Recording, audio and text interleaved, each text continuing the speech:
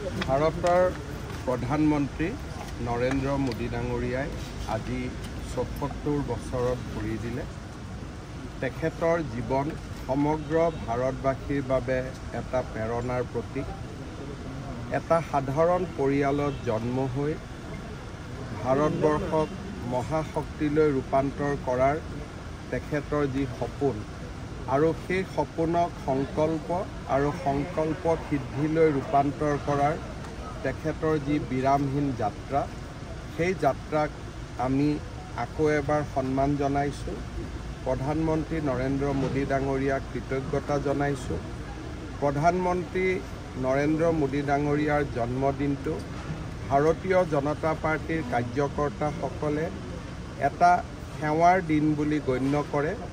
আজিৰ এই দিনটোত গুৱাহাটী চিকিৎসা মহাবিদ্যালয়ত মই ৰক্তদান কৰি আৰ্তজনক সহায় কৰাৰ বাবে এটা বিনম্ৰ আৰু ক্ষুদ্ৰ প্ৰয়াস কৰিছোঁ।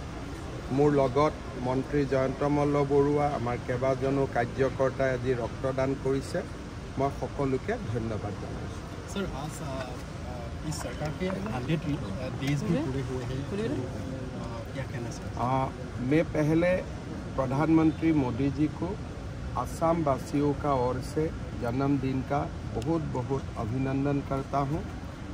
प्रधानमंत्री मोदी जी का जीवन भारतवर्ष का साधारण जनता के लिए एक प्रेरणा है, एक प्रेरणा का स्रोत है। वो साधारण परिवार से जन्म लेके भारतवर्ष को असाधारण करने का उनका जो कल्पना है और वो कल्पना को संकल्प और संकल्प को सिद्धि में रूपांतर करने के लिए, परिवर्तन करने के लिए वो जो दिन रात मेहनत कर रहा है, उसके लिए मैं मोदी जी को धन्यवाद देता हूँ, अभिनंदन करता हूँ।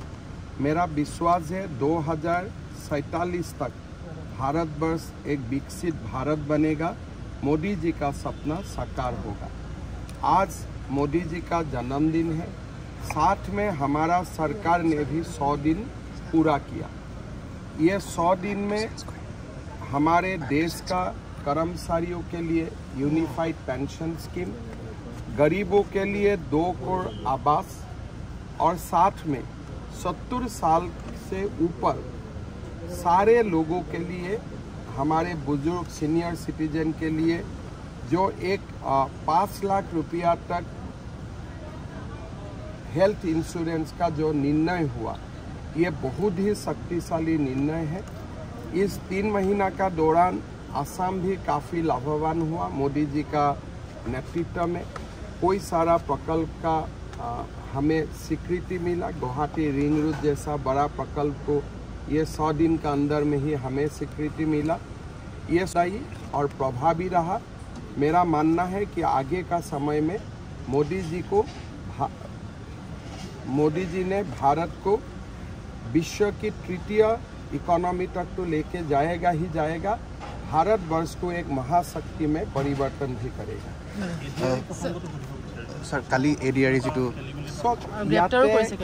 কিছুমান ব্যক্তিয়ে এডিআৰিত ভুল উলিয়াবৰ কাৰণে দিনে ৰাতিয়ে বিৰামহীন প্ৰচেষ্টা কৰি আছে। মই তেওঁলোকক ধন্যবাদ আৰু অভিনন্দন জনাইছোঁ।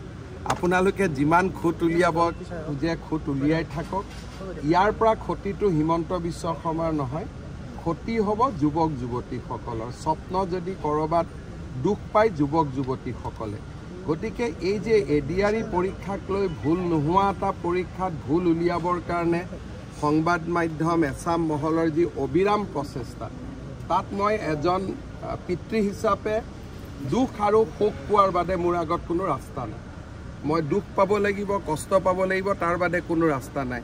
হিমন্ত বিশ্ব শৰ্মাক বেয়া পাওক, কিন্তু 11 লাখ যুৱক যুৱতীক আপোনালোকে বেয়া নাপাব। গ্ৰেপ্তাৰো কৰিছে কেইবাগৰাকীক। নাই কালি চব যেতিয়া ঘৰত ডাঙৰ এটা উৎসৱ হয়, ক'ৰবাত কিবা অকণমান খেলি মেলি থাকে, সেইখিনিয়ে পৰীক্ষাটোত প্ৰভাৱ নেপেলায়। এইবিলাকৰ সাহিত্য সভা হ'লে আগতে আমি পেপাৰত পঢ়িছিলোঁ পাৰ্শ্বজ্যোতি বুলি। এইবিলাক পাৰ্শ্বজ্যোতি কিবা ডাঙৰ পৰীক্ষা হ'লে, কিন্তু তাকে লৈ চুট পেণ্ট পিন্ধি টিভিত ওলাই যে পৰীক্ষা বেয়া হৈ গ'ল, প্ৰশ্নৰ কাকত ওলাই গ'ল, যিটো প্ৰচেষ্টা, এই প্ৰচেষ্টাই অসমৰ সংবাদ মাধ্যমক যুৱক যুৱতীৰ পৰা আঁতৰাই লৈ যাব। পৰীক্ষাটো সকলো ভালেই হ'ব, পৰীক্ষা নিশ্চিতভাৱে ভাল পাব। দুখীয়া ল'ৰা ছোৱালীয়ে চাকৰি পাব যেতিয়া চাকৰি ৰিজাল্ট ওলাব প্ৰতিজনৰ দেউতাক মাকৰ খবৰ ল'ব সাহস থাকিলে ষ্টুডিঅ'টো দেউতা মাকক মাতিব দুখীয়া দৰিদ্ৰ পৰিয়ালে চাকৰি পাব কিন্তু পৰীক্ষাটোত ভুল উলিয়াবৰ কাৰণে একাংশ সংবাদ মাধ্যম যেনেকে নামি পৰিছে তেনেকুৱা হলেতো কোনো পৰীক্ষাই নাপাতিব ভৱিষ্যতে ভয়তে মই ভয় নকৰো বুলিহে পৰীক্ষাটো পাতি আছো মোৰ পিছতটো পৰীক্ষা পাতিবই মানুহে ভয় কৰিব কিন্তু 2:17 তাৰ পিছত পৰীক্ষা হৈ যোৱাৰ পিছত প্ৰশ্নৰ কাকতখনটো এটা খোলা হৈ গ'ল অহাকালিতো আমি দিয়েই দিম 29 তাৰিখৰ পৰীক্ষা হোৱাৰ পিছত প্ৰশ্নৰ কাকতখনৰ মূল্য কি থাকিব হৈ যোৱা পৰীক্ষাটাৰ পিছত প্ৰশ্নৰ কাকতখন তাৰ মূল্য কি সেইকাৰণে মই এবাৰ সেবাক কৈছো প্ৰশ্নৰ কাকতখন ঘৰতে লৈ যাব দিব নহলে সংবাদ মাধ্যমে এইখনক লৈ ৰাজনীতি কৰি থাকিব OMR সিটটো ওলোৱা নাই আৰু 2:17 ডেৰটাত পৰীক্ষা শেষ হৈছে 2:17 কিছু শিক্ষাগুৰু বুলিয়ে কম কিছু শিক্ষাগুৰুৱে প্ৰচেষ্টা কৰিছিল যে এখন মই ফটোষ্টেট কৰি লওঁ কিয় লৈছিল চাম কিন্তু তাৰ পাটো পৰীক্ষাত একো ক্ষতি হোৱা নাই পৰীক্ষাটো ডেৰটাতে হৈ গ'ল OMR সিটটো জমা হৈ গ'ল আৰু প্ৰশ্নৰ কাকতখন কি আছে বিয়া হৈ যোৱাৰ পিছত পেণ্ডেলটো যেনেকুৱা অৱস্থা হয় তেনেকুৱাইতো পৰীক্ষা হৈ গ'ল তাৰ প্ৰশ্নৰ কাকতখনৰ কি মূল্য আছে মানে এটা চক্ৰ নহয় আপোনালোকৰ ভিতৰতে আছাম এইটো চক্ৰ নহয় কালিৰ পৰা জোতা পেণ্ট পিন্ধি ষ্টুডিঅ'বিলাকত 2-3টা টিভিটো এইটোৱে জপিয়াব আৰম্ভ কৰিলে মোৰ চিন্তা এইটো যে সংবাদ মাধ্যম ৰাইজৰ পৰা কিয় আঁতৰি গৈছে ইমান আপোনালোকে ইমান আঁতৰি যোৱাৰ প্ৰয়োজন নাই 11 লাখ ল'ৰা ছোৱালীক পৰীক্ষা বেয়া হোৱা বুলি কৈ দিলে ৰাতিটো দুই এজনে আত্মহত্যাও কৰি ল'লেহেঁতেন দুখত কষ্টত যে ইমান পৰীক্ষা দিলো চৰকাৰক এটা সোধা নাই যে কি ঘটনা হৈছে আগতে নিউজ বজাই দিলে এটাতো সোধক চৰকাৰক যে 11 লাখ ল'ৰা ছোৱালীৰ জীৱন জড়িত হৈ আছে যদি ভুল কথা এটা লওঁ ৰাতি কোনোবাই আত্মহত্যাও কৰি দিব পাৰে অসমৰ 2-এটা সংবাদ মাধ্যম মই নাম নকওঁ আৰু বিশ্বকৰ্মা পূজাৰ দিনা যি ধৰণে মানুহৰ পৰা আঁতৰি গৈ আছে এইটো চিন্তনীয় বিষয় Sir, Mallikarjun Kharge wrote